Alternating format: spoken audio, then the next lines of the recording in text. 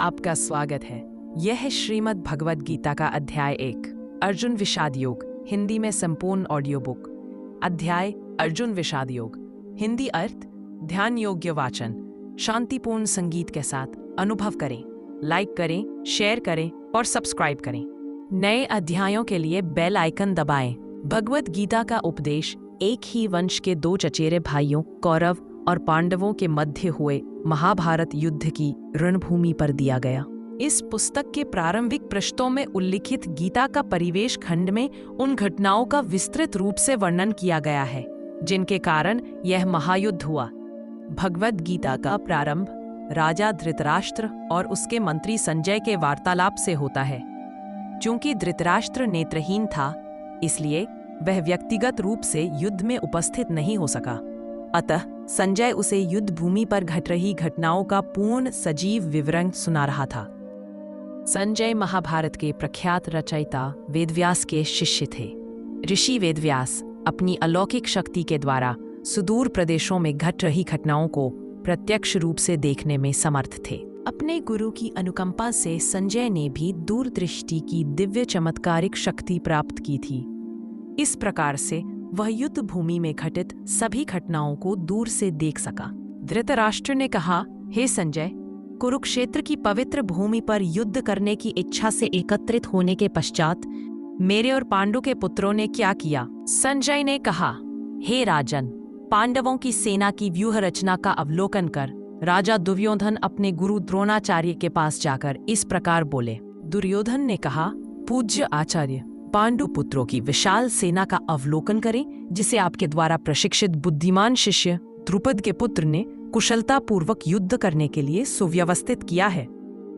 यहाँ इस सेना में भीम और अर्जुन के समान बलशाली युद्ध करने वाले महारथी युयुधान, विराट और द्रुपद जैसे अनेक शूरवीर धनुर्धर हैं। यहाँ पर इनके साथ धृष्टकेतु, चकितान, काशी के पराक्रमी राजा काशीराज, पुरुजित, कुंती भोज और शैव्य सभी महान सेना नायक हैं।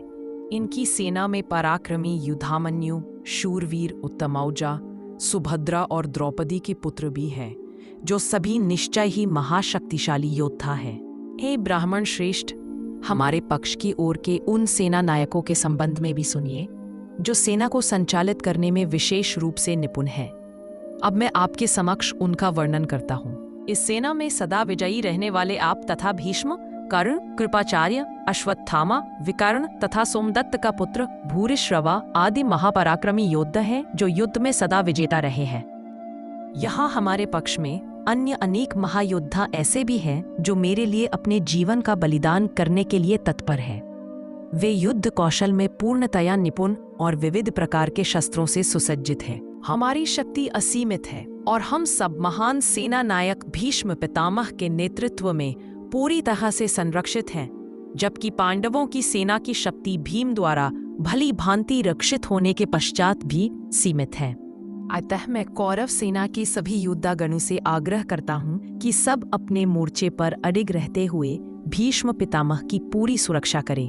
तत्पश्चात कुरुवंश के वयोवृद्ध परम यशस्वी महायोद्धा भीष्म पितामह ने सिंह गर्जना जैसी ध्वनि करने वाले अपने शंख को उच्च स्वर से बजाया, जिसे सुनकर दुर्योधन हर्षित हुआ। इसके पश्चात शंख, नगाड़े, बिगुल, तुरही तथा मृदंग अचानक एक साथ बजने लगे। उनका समवेत स्वर अत्यंत भयंकर था।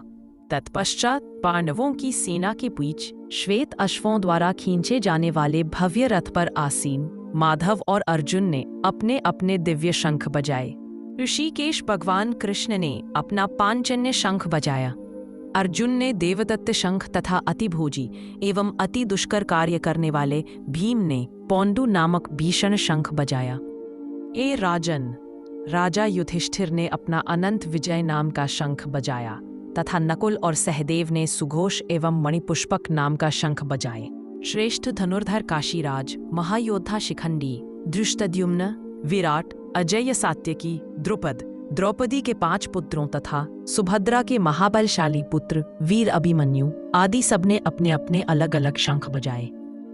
ए धृतराष्ट्र, इन शंखों से उत्पन्न ध्वनि द्वारा आकाश और धरती के बीच हुई गर्जना ने आपके पुत्रों के हृदयों को विदीर्ण कर दिया।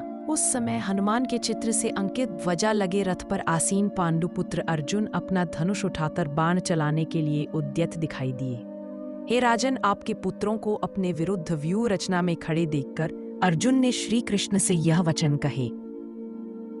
अर्जुन ने कहा, हे अच्युत, मेरा रथ दोनों सेनाओं के बीच खड़ा करने की कृपा करें, ताकि मैं यहाँ एकत्रित युद्ध करने की इच्छा रखने वाले योद्धाओं को देख सकूं।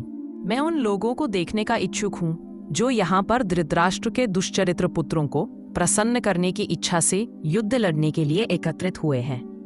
संजय ने कहा, हे भरतवंशी धृतराष्ट्र, निद्रा पर विजय पाने वाले अर्जुन द्वारा इस प्रकार के वचन बोले जाने पर भगवान श्री कृष्ण ने उस भव्य रथ को दोनों सेनाओं के बीच में ले जाकर खड़ा कर दिया। भीष्म, द्रोण तथा अन्य सभी राजाओं की उपस्थिति में भगवान श्री कृष्ण ने कहा कि हे पार्थ, यहाँ पर एकत्रित समस्त कुरुओं को देखो। अर्जुन ने वहां खड़ी दोनों पक्षों की सेनाओं के बीच अपने पिता तुल्य चाचाओं, पितामहों, गुरुओं, मामाओं, भाइयों, चचेरे भाइयों, पुत्रों, भतीजों, मित्रों, ससुर और शुभ चिंतकों को भी देखा। जब कुंती पुत्र अर्जुन ने अपने बंधु बांधवों को वहां देखा, तब उसका मन अत्यधिक करुणा से भर गया और फिर गहन शोक के साथ उसने निम्न वचन कहे। अर्जुन ने कहा, हे कृष्ण, युद्ध करने की इच्छा से तथा एक दूसरे का वध करने के लिए यहाँ अपने वंशजों को देखकर मेरे शरीर के अंग कांप रहे हैं और मेरा मुंह सूख रहा है। मेरा सारा शरीर कांप रहा है, मेरे शरीर के रोए खड़े हो रहे हैं, मेरा धनुष गांडीव मेरे हाथ से सरक रहा है और मेरी पूरी त्वचा में जलन हो रही है। मेरा मन उलझ रहा है और मुझे घबराहट हो रही है। अब मैं यहाँ और अधिक खड़ा रहने में समर्थ नहीं हूँ। केशी राक्षस का वध करने वाले हे केशव, मुझे केवल अमंगल के लक्षण दिखाई दे रहे हैं। युद्ध में अपने वंश के बंधु बांधवों का वध करने में मुझे कोई अच्छाई नहीं दिखाई देती है और उन्हें मारकर मैं कैसे सुख पा सकता हूँ। हे कृष्ण, मुझे विजय, राज्य और इससे प्राप्त होने वाला सुख नहीं चाहिए। ऐसे राज्य सुख या अपने जीवन से क्या लाभ प्राप्त हो सकता है? क्योंकि जिन लोगों के लिए हम यह सब चाहते हैं वे सब इस युद्ध भूमि में हमारे समक्ष खड़े हैं। हे मधुसूदन, हमारे आचार्यगण, पितृगण, पुत्र, पितामह, मामा, पौत्र, ससुर, भांजे, साले और अन्य संबंधी अपने प्राण और धन का दाव लगाकर यहाँ उपस्थित हैं। यद्यपि वे मुझ पर आक्रमण भी करते हैं, तथापि मैं इनका वध क्यों करूं? यदि फिर भी हम धृतराष्ट्र के पुत्रों का वध करते हैं, तब भले ही इससे हमें पृथ्वी के अतिरिक्त तीनों लोक भी प्राप्त क्यों न होते हो, तब भी उन्हें मारने से हमें सुख कैसे प्राप्त होगा? हे समस्त जीवों के पालक, धृतराष्ट्र के पुत्रों का वध करके हमें क्या सुख प्राप्त होगा? यद्यपि वे सब अत्याचारी हैं, फिर भी यदि हम उनका वध करते हैं तब निश्चय ही उन्हें मारने का हमें पाप लगेगा। इसलिए अपने चचेरे भाइयों, धृतराष्ट्र के पुत्रों और मित्रों सहित अपने स्वजनों का वध करना हमारे लिए किसी भी दृष्टि से उचित नहीं है। हे माधव, इस प्रकार अपने वंशजों का वध कर हम सुख की आशा कैसे कर सकते हैं? यद्यपि लोभ से अभिभूत होने के कारण वे अपने स्वजनों के विनाश और अपने मित्रों के साथ विश्वासघात करने में कोई दोष नहीं देखते हैं, तथापि हे जनार्दन, जब हमें स्पष्टतः अपने बंधु बांधवों का वध करने में अपराध दिखाई देता है, तब हम ऐसे पापमय कर्म से क्यों न दूर रहें? जब कुल का नाश हो जाता है, तब इसकी कुल परंपराएं भी नष्ट हो जाती हैं और कुल के शेष बचे लोग अधर्म में प्रवृत्त होने लगते हैं। अधर्म की प्रबलता के कारण हे कृष्ण, कुल की स्त्रियां दूषित हो जाती हैं और स्त्रियों के दुराचारिणी होने से हे वृषणवंशी, अवांछित संतानें जन्म लेती हैं। अवांछित संतानों की वृद्धि के परिणाम स्वरूप निश्चय ही पारिवारिक परंपरा का विनाश करने वालों का जीवन नारकी बन जाता है। जल तथा पिंडदान की क्रियाओं से वंचित हो जाने के कारण ऐसे पतित कुलों के पितरों का भी पतन हो जाता है। अपने दुष्कर्मों से कुल परंपरा का विनाश करने वाले दुराचारियों के कारण समाज में अवांछित संतानों की वृद्धि होती है और विविध प्रकार की सामुदायिक और कुटुंब तथा पारिवारिक कल्याण की गतिविधियों का भी विनाश हो जाता है। हे जनार्दन, मैंने गुरुजनों से सुना है कि जो लोग कुल परंपराओं का विनाश करते हैं वे अनिश्चित काल के लिए नरक में डाल दिए जाते हैं। ओह, कितने आश्चर्य की बात है कि हम इस महापापजन्य कर्म करने के लिए उद्यत हैं। राजसुख भोगने की इच्छा के प्रयोजन से हम अपने संबंधियों का वध करना चाहते हैं। यदि धृतराष्ट्र के शस्त्रयुक्त पुत्र मुझ निहत्थे को रणभूमि में प्रतिरोध किए बिना मार देते हैं, वही यह मेरे लिए श्रेयस्कर होगा। संजय ने कहा। इस प्रकार यह कहकर अर्जुन ने अपने धनुष और बाणों को एक ओर रख दिया और शोकाकुल चित्त से अपने रथ के आसन पर बैठ गया। उसका मन व्यथा और दुख से भर गया। यदि आपको यह वीडियो पसंद आया हो तो जरूर लाइक करें, शेयर करें और सब्सक्राइब करें। नए अध्यायों और भक्ति सामग्री के लिए बेल बटन दबाएं।